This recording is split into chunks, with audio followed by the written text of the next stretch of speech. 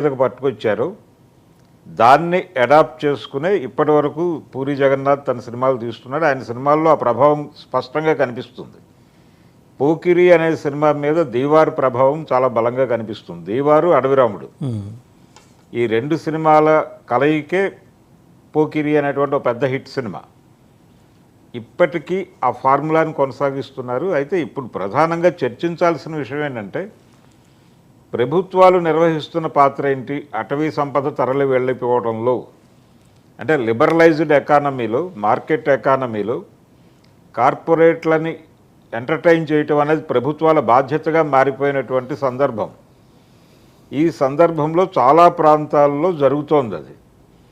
వాళ్ళు అక్కడ ఉన్నటువంటి సంపదని తరలించుకుపోవడంతో పాటు టూరిజం డెవలప్మెంట్ అనే పేరుతో చాలా విధ్వంసం జరుగుతోంది. దాంతోపాటు పరిశ్రమల స్థాపన అనే పేరుతో చాలా విధ్వంసం జరుగుతోంది, చాలా పొల్యూషన్ జరుగుతోంది.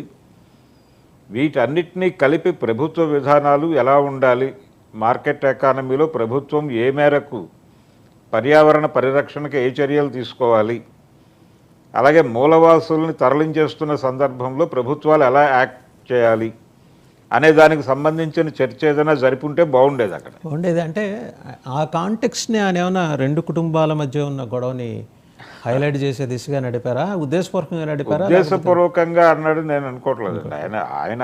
ఆయనకు ఉన్నటువంటి దీనిలో వెళ్ళిపోయాడు ఆయన. అంటే సినిమాలు కూడా కొంత ఈ విలువల పతనానికి ఒక రకమైన ప్రమోషనల్ యాక్టివిటీకి వాహకాలుగా పనిచేస్తున్నాయి అని చెప్పదలుచుకున్నాడు ఆయన.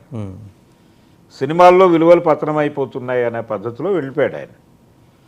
అందుకనే దాని ఎక్స్టెన్షన్లో నేను బయటకు వచ్చేసాను, లేకపోతే నా చేత కూడా ఇలాంటి క్యారెక్టర్లు చేయించి ఉండేవాళ్ళేమో అన్నాడు. నేను ఆ క్యారెక్టర్లు చేయకుండా బయటపడిపోయాను లక్కీగా అనే మాట అనటం వెనకాల ఆయన ఉద్దేశం అదే. కాకపోతే అన్వయింపు ఇలా వచ్చింది. ఇప్పుడు అల్లు అర్జున్ని టార్గెట్ చేసి, పుష్పాన్ని టార్గెట్ చేసి ఆయన అంటే అడవిరాముడు వర్సెస్ పుష్పరాజుగా మారింది ఇప్పుడు సీన్ 3-4 రకాలుగా.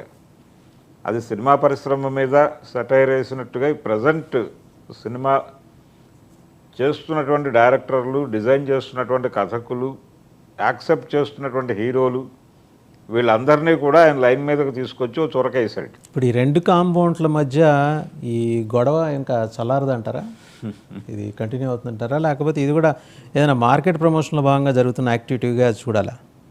ఇది మార్కెట్ ప్రమోషన్లో భాగమే అనుకోవాలండి. అంటే అరవింద్ గారు చాలా సన్నిహితంగానే ఉన్నారు వీళ్ళకి. అంటే పవన్ కళ్యాణ్ని అభినందించడానికి, ఆయన మంత్రిగా ప్రమాణ స్వీకారం చేసిన తర్వాత ఆయన అభినందించడానికి వెళ్ళినటువంటి టాలీవుడ్ ప్రముఖుల బృందానికి ఆయనే నాయకత్వం వహించారు. ఆయనే వెళ్ళి పవన్ కళ్యాణ్ పక్కన కూర్చుని మాట్లాడాడు. బయటకు వచ్చి మీడియాతో మాట్లాడింది కూడా ఆయన మాత్రమే. ఆయనే టోటల్గా లీడ్ చేసి ఆయనే మాట్లాడారు బయటకు వచ్చి. కాబట్టి ఆ కుటుంబాల మధ్య అంటే ఒక పోటీ ఉన్నమాట వాస్తవం. ఆ పోటీ కూడా వాళ్ళిద్దరి మధ్య కేంద్రీకృతమైంది. రామ్ చరణ్ అండ్ అల్లు అర్జున్ అంతవరకే.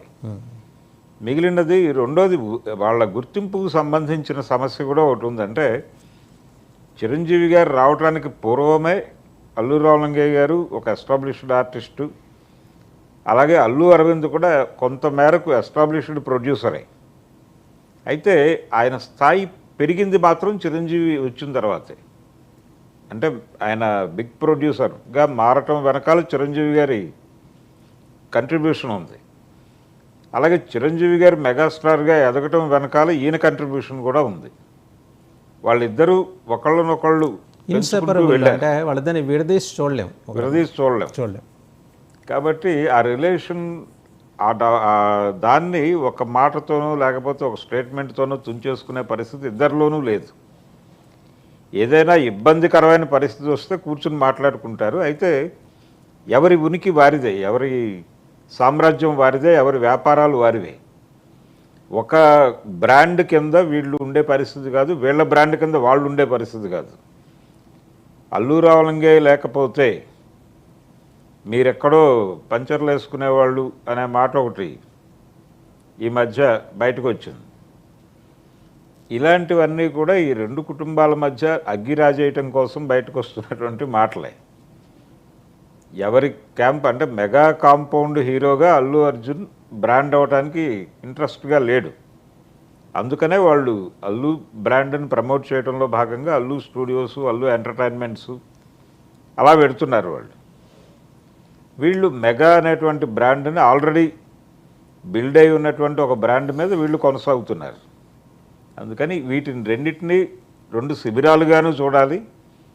ఈ రెండిటి మధ్య ఒక రిలేషన్ ఉంది అనేటువంటి స్పృహ కూడా కలిగి ఉండాలి, లేకపోతే ప్రమాదం. అసలు ఎక్కడ మొదలైందండి వీళ్ళిద్దరి మధ్య? అంటే తను అల్లు అర్జున్ చేసిన కామెంట్ ఏదో సినిమా ఫంక్షన్లో నిజానికి చాలా ఎర్లీగానే ఆయన ప్రతి ఈవెంట్కి పవన్ కళ్యాణ్ వెళ్ళేవాడు. పవన్ కళ్యాణ్ గారి ఈవెంట్కి అల్లు అర్జున్ కనిపించేవాడు వేదిక మీద. అలాగే చిరంజీవి గారి సినిమాల వేడుకలకి ఆయన కనిపించేవాడు. మొత్తం మెగా హీరోలు అందరూ ప్రతి మెగా హీరో ఫంక్షన్కి అందరూ కనిపించేవారు ఒక దశలో. నెమ్మదిగా ఏదో ఫంక్షన్లో ఎవరో ఒకళ్ళు కనిపించడం మానేసేసరికి వీళ్ళు ఎందుకు రాలేదు అనే కథనాలు మొదలైనాయి బయట.